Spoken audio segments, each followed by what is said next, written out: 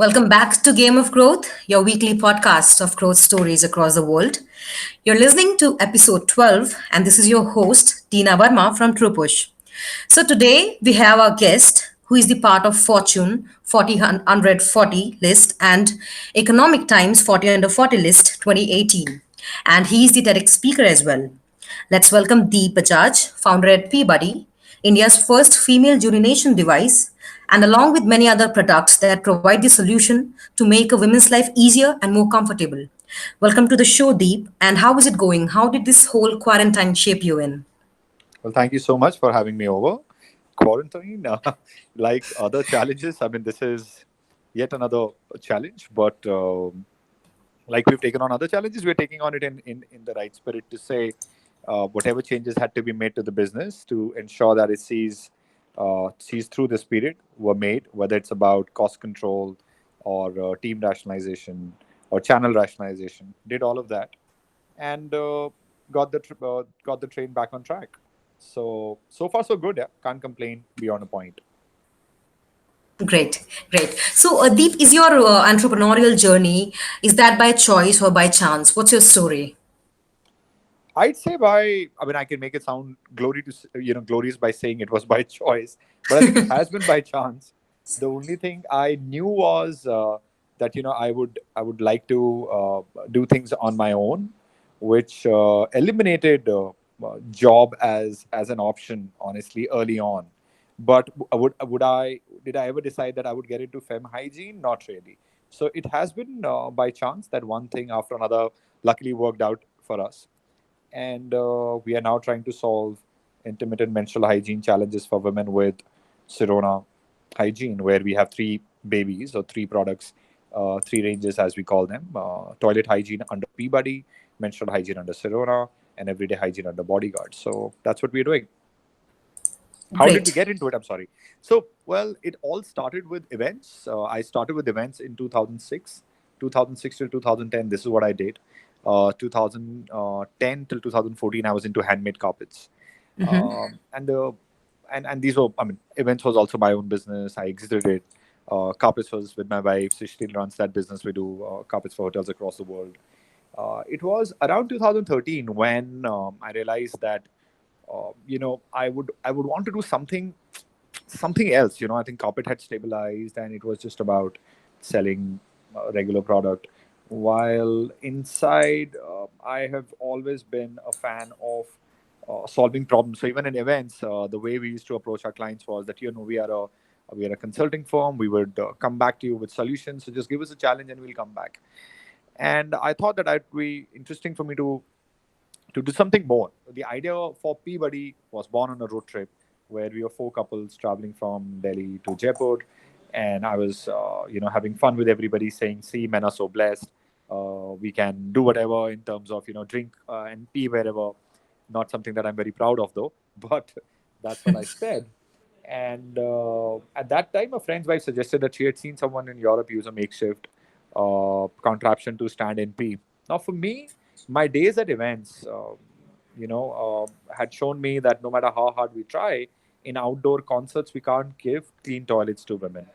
Then during our pregnancy, I had observed that last trimester, traveling becomes very difficult for women, especially during eighth and ninth month, which is when it is no more a dirty toilet situation, but more of a physical inability to sit and stand. And then my Right. mother had arthritis. So all those three cases were very. I mean, I had experienced it. I was anyways looking to do something else, which was more meaningful than just earning money. And I thought, well, yeah, if it is a possibility, I would love to give this a shot. And that's where Peabody, the idea or the drive was born. And yeah, ever since there's been no looking back. Great, great. So different situations triggered you to build this product, which is now need of the hour for every woman out there. Deep, we know that it's not easy to market intimate and menstrual hygiene products and bring in awareness at a larger scale. So it requires the right start. So, what were the initial strategies you adopted to market your product? Well, so because there was no case study for selling any of these products, so we have come up with almost 10 India first products, right from for dirty toilets, Pee Buddy, which is a stand-in pee device for women, so you don't have to touch the seat. Or for menstrual cramps, the solutions were hot water bottle painkillers. We came up with India's first herbal period pain relief patches under Sirona. Or it was disposal of sanitary products. We came up with oxo-degradable disposal bags or Sirona menstrual cups, or tampons. In fact, for pads, we came up with India's first natural colored pads. So we came up with black pads. Now, for all of these, when you're trying to sell these products, there were very less cases for us to refer to say this strategy will work. So for us, it has been more of an iterative process. We've tried Mhm. our hands at multiple things. My background at events helped a little in trying to tie up with some marathons. So, Standard Chartered Bombay Marathon became the first marathon to buy P Buddies and give it to women complimentary. A lot of doctors also started recommending it. Initially, all the stores had refused it. In the case of period pain relief patch, again, some gynecologists saw a lot of value in the product for recommending it to younger girls who you don't want to put on painkillers. Right. So we started following that for the pain relief patches. For Peabody, we decided to go after events and after people who are active in sports, running, jogging, things like that. For menstrual cups, we started speaking to social enterprises first to say that in rural India or even in urban India, sanitary waste is a challenge. So we should move to more sustainable options like cups. So for every product, the journey to market it has evolved. And I mean, in hindsight, now I can say that it's very easy for us to do it all over again. But back then, there wasn't a rule book by which we played. Right, right. Great. I would like to know from your perspective, like being someone who is among the pioneers of these products to bring into the market, how do you prepare mentally while building these products, which gradually becomes another defining point to your personality? So, any hurdles you faced? So, hurdles, yeah, it's a part of anything that you do. See, even if you want to open a Golgappa shop today, there'll be hurdles in that. So, no Right. matter what you're trying to do, there will be hurdles because the minute you try to move away from the defined path, our parents have a set expectation with respect to, and they're correct, because they want your best at their heart. And best at your heart means all the tried and tested things that they have done in their lives, they would want you to follow the same path so that you don't end up making the same mistakes. But the minute you step out of line, for a service class background kid, if he says I want to do business, parents will have a challenge irrespective of what it is. For a business Exactly. class person to go into a service background, there'll be opinions there as well.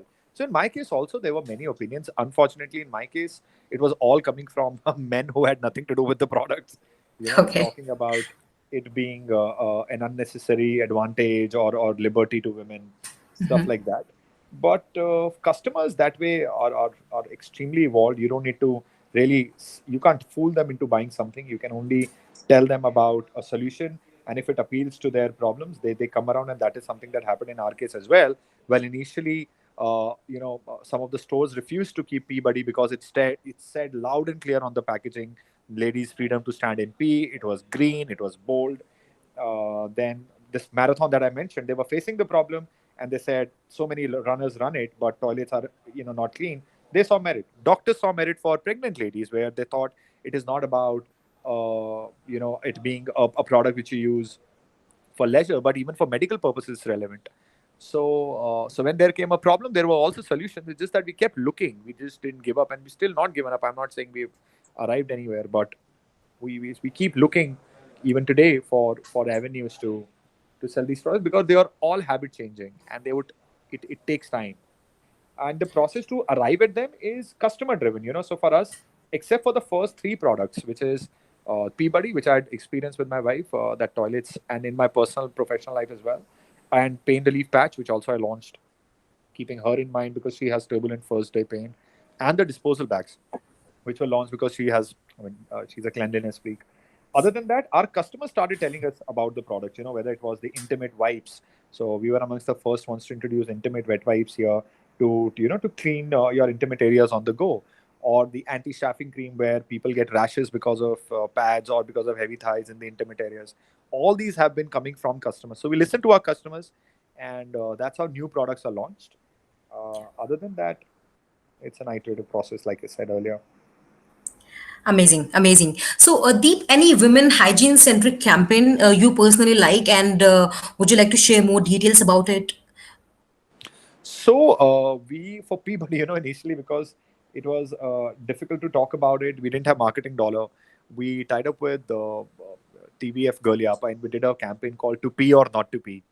That Oh, set yes. Peabody in motion, and it got millions of views. I think it had about 3 million views back then, and it identified the problem in a very nice way, which every millennial could identify with. So to pee or not to pee was the campaign. Then we did something on our own, which also won gold at Goa Fest, which was urine control, where we believe that women are always trying to work their life around urine control. You're just planning if you're going on a road trip, where is the next toilet? If you're taking a flight, I would want to pee at home. Stuff like that happens. So we said, from urine control to you're in control with Peabody. Oh, So multiple such campaigns have been created. Many of them have gone viral. Even in the case of menstrual cup, which is not our innovation per se, but definitely a core drive for us. We came with from down with pads. It is said that, oh, are you down? So he said from down with pads to done with pads to the rise with fat. Corona cups. So yeah, such some campaigns have been done, and they have brought their fair share of success for us.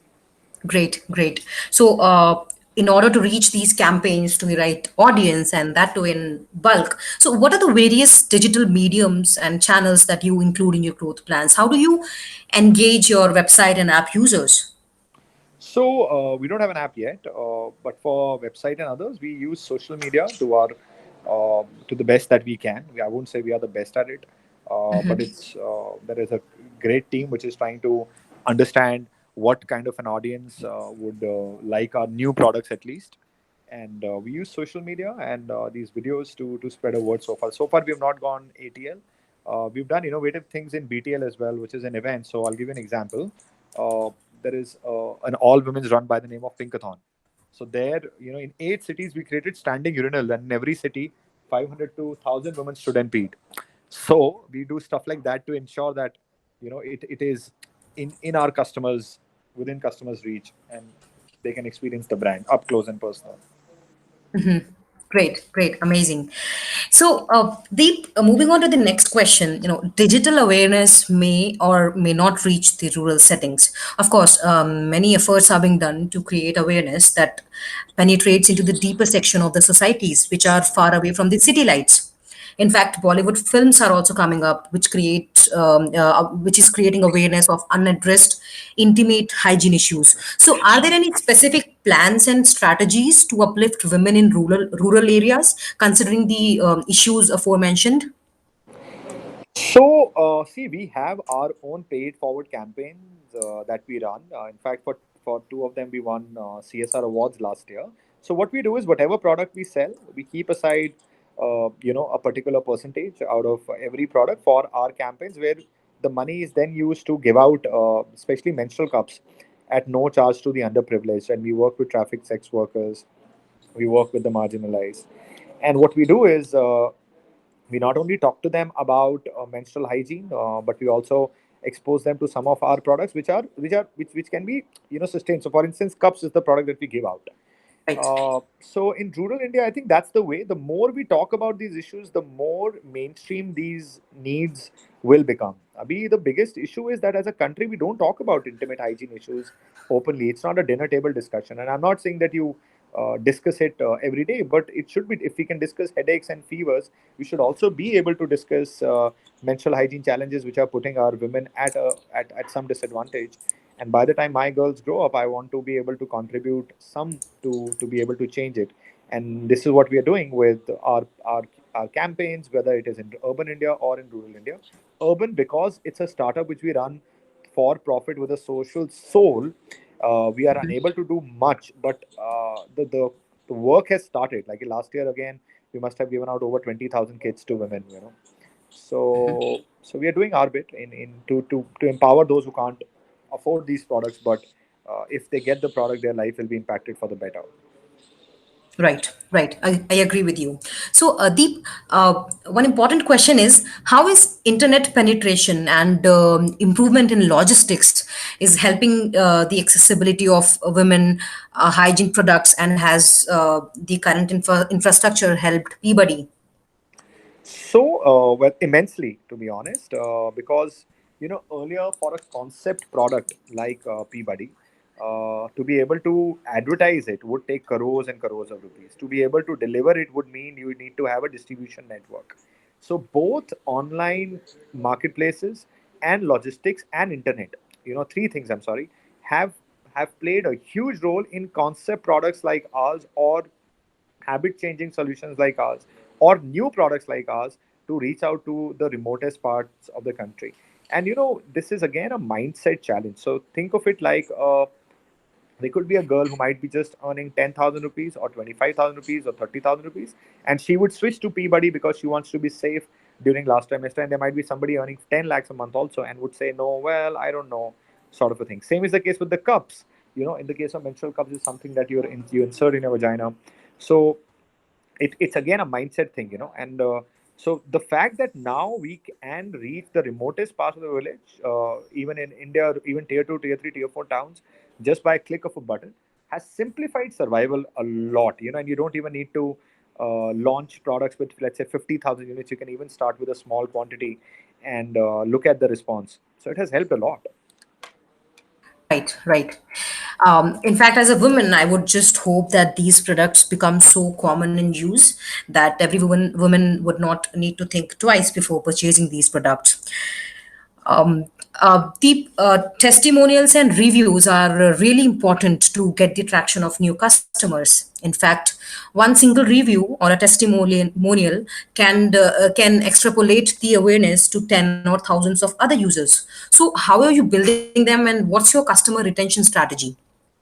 So see, for us so far, it's been our customers, honestly, who built the brand. We've not raised a lot of capital, but we're running this business in a sustainable manner.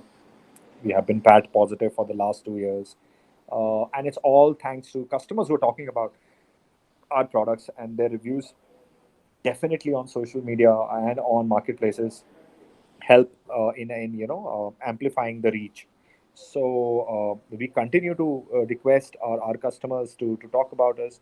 We also engage with influencers to give us their candid feedback to us on the products that we have. But most of the times we've been a stroke of luck. Like I said, we created this video, it went viral, and it got us a lot of sales. Once a very a young blogger wrote about us, and Kalki Kochlin retweeted that tweet, and that also resulted in product going miles. And I think as one of the things that I keep telling everyone is that Rome wasn't built in a day, and hence even anything that you do which is different will take its own sweet time. So we have all the patience that one needs to build this category. And I mean, there's no one formula that fits all locks philosophy that we follow. So we keep trying new things, and some of them work, some of them don't. Right, right. That's a lot of experimentation, in fact. Deep, are there any new products that are in line? Yeah, so we are, like I said, three buckets we have. The company is called Sirona Hygiene. We are on thesirona.com or pbuddy.in. So three buckets. All the three buckets we keep working on it. So in the toilet hygiene range, we now have toilet seat covers as well under Peabody, because we believe that touching the seat is going to be a problem going forward, even more because of COVID. Uh, Right. and in Sirona, in menstrual hygiene, we've taken on menstrual pain, rashes, cleaning of intimate areas. We have a couple of more things on which we are working. In family hygiene, like I said, there's Bodyguard. Bodyguard, we came up with N99, N95 masks much before COVID. I mean, we launched them in 2016. So it is an Oh, ongoing process amongst all the three brands to ensure that we are introducing something or the other to solve problems for our customers and our family. right, right. I hope this pandemic, in fact, paves a way for these products to become daily use products for every woman out there. Well, Lastly, yeah, yeah, yeah. sure. Yeah, well, I'd say it's tragic that it took a pandemic of this nature to re-emphasize the need of hygiene products. It has certainly helped in at least starting a dialogue around this. I hope that this ends soon so that world can come back to normal. There are a lot of lives that have been lost. More than lives, a lot of livelihoods have been lost. So, Right. not too happy with this, but you can't help it. I mean, we are the creators, so can't really help it beyond a point. Right, right. So, Deep, any thoughts you would like to share, to fellow entrepreneurs and leaders in your similar domain and to our audience as a whole, who can innovate products that address the real issues of the society? Well, I would say, we get one life. If possible, try to do stuff which has not been done. It always helps, to put, it takes the generations forward. So the advice is, I don't know, I mean, advice is a heavy word, but I can share what I follow and which might help other startups also, who are trying to do something new. So I follow three principles in life. One, base, and this is all basis my own learning. So please take them, accept them, and reject them at your own risk. Uh, so first is a 1,000 day principle that I learned somewhere, and I don't know where I learned it, but I follow it now, and I believe that that has come true in my life. What it means is, anything that you start, before that, what you have to ensure is that you can commit to it for 1,000 days.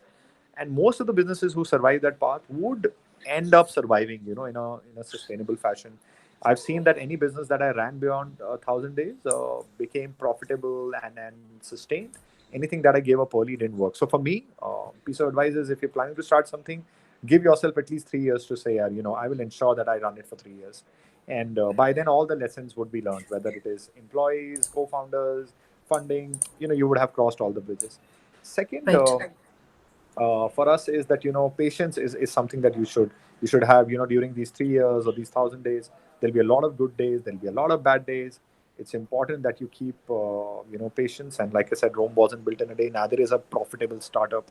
So it's critical that we have patience, and we keep ourselves positive. That's one of the biggest responsibilities that you have as an entrepreneur, is to keep yourself positive. If you are positive, you'll crack anything that comes your way. So being positive is the second part of that patience. That, have patience and stay positive.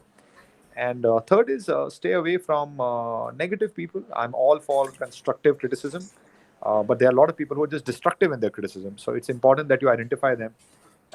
One person who introduced me to this was Dandapani. He's a monk based in New York, and he talks about this concept of energy vampires. He believes that, we're all made up of energy, and there's some people who just suck all the energy out of you, and energy is all that you have. So please make a list of people who encourage you positively.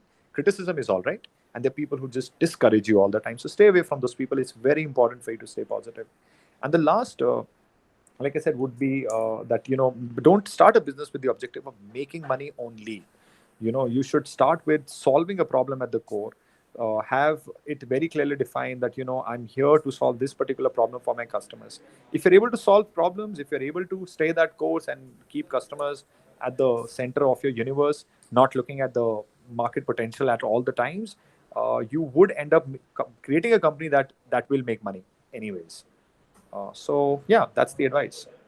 Great, great. I completely agree with you, Deep. I hope these crucial products reach heights and people understand the importance of it. That was such a quick, informative, and to the heart conversation, Deep. Ladies and gentlemen, this is Deep Bajaj, founder at Peabody, India's first female urination device, along with many other crucial products. Thank you so much, Deep. Thank you so much for having us over.